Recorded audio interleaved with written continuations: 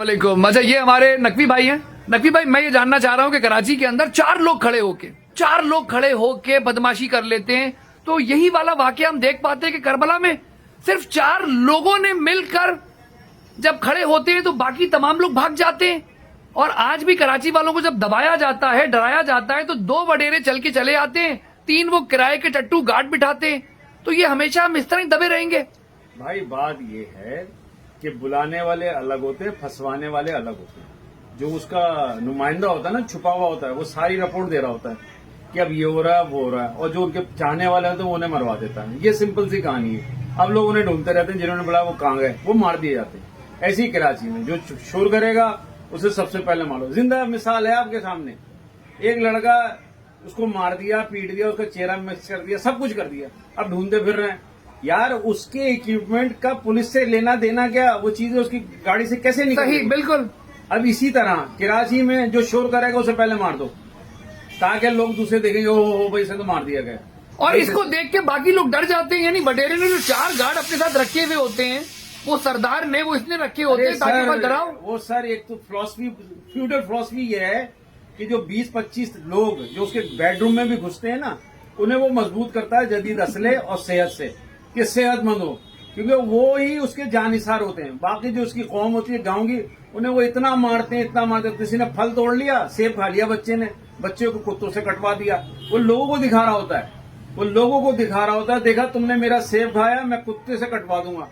तो लोग उस खौफ में आके दब जाते हैं। कराची में क्या हो, यानी ये कहना है कि हकीकत में लोगों के ब्लड में होता है। जैसे लोग कहते हैं कि वजाद साहब तुम्हें मार दिया जाएगा, तो अगर अल्ताफ ने आवाज उठाई थी, इमरान ने आवाज उठाई थी, तो उनके ब्लड लाइन में कुछ ऐसा था। जैसे आप खड़े होके बोल रहे हैं, तो आपकी ब्लड लाइन में वो ताकत है कि आप ललकार सके जालिम को, जाबिर को। भाई बनी हाशिम होता क्या है, बनी हाशिम क्यों है, किस लिए, इसीलिए सच और हक जो है वो बनी हाशिम का हिस्सा है। यानी डीएनए है, कहीं ना कहीं नस्ल है। बेशक जो जुल्म के खिलाफ डट रहा है, जो आवाज उठा रहा है, उसमें कुछ तो है। बेशक है उसका। और जो खामोश बैठे हैं, तो उनके आबाओ अजदाद हमेशा से इसी तरह बैठे हुए थे, मजलूम बन के। नहीं, आप देखें ना कि कुछ वक्त जो गुजरा था इमाम हुसैन का, कत्ल हो गया, छुप गया, फिर सामने आ गया, इतना भरपूर सामने है। जो कुछ लोग थे वो चले गए साइड में कि यार हम खामोश हो जाएं, शायद बच जाएं। ये बचने का मामला तो है ही नहीं। इमाम हुसैन के लिए मसला क्या था, 72 अफराद के सर कटा दिए, इसलिए कटा दिए कि हक तो हक है ना। बेशक इब्राहिम ने की औलाद इस्माइल को अल्लाह ने इस्माइल से इम्तिहान इब्राहिम का था ना, दिया है, बिल्कुल जवाब दिया इस्माइल ने। रसूल अल्लाह सल्लल्लाहु अलैहि वसल्लम ने बार बार बताया कि लोगों हुसैन मुझसे, मैं हुसैन से हूँ। अच्छा, मैं एक आखिरी बात करना चाहूंगा नकवी भाई, ये आपने बड़ा सोच के समझ के जवाब देना है कि मैंने जब भी करबला का वाकया पढ़ा, तो मैंने उनको मजलूम की बजाय एक निडर, एक बहादुर शख्स पाया।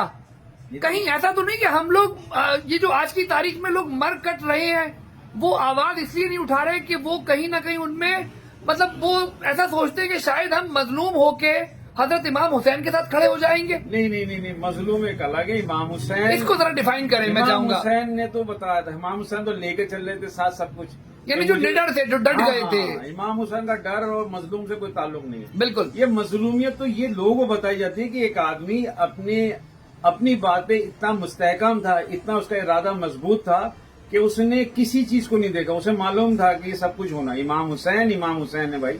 यानी हुसैनियत के माने हुए डट जाने के, मजलूमियत के नहीं होंगे। हुसैनियत डट जाने का नाम है, बहादुरी का नाम है, मजलूम नहीं है। बल्कि मैं कहता हूँ जालिम के खिलाफ डट जाना हुसैनियत है। क्या कहेंगे इस बारे में आप ये देखते हैं ना, हुक्म है ना ज़कात, सदका वगैरह, लेकिन ये रेगुलर तो नहीं है ना। बिल्कुल। जिसको दिया उसको ये समझाया कि भाई तू अपने सदका ले ले, लेकिन अगली दफा तू भी दे, सही, ताकि तू मजबूत हो जाए।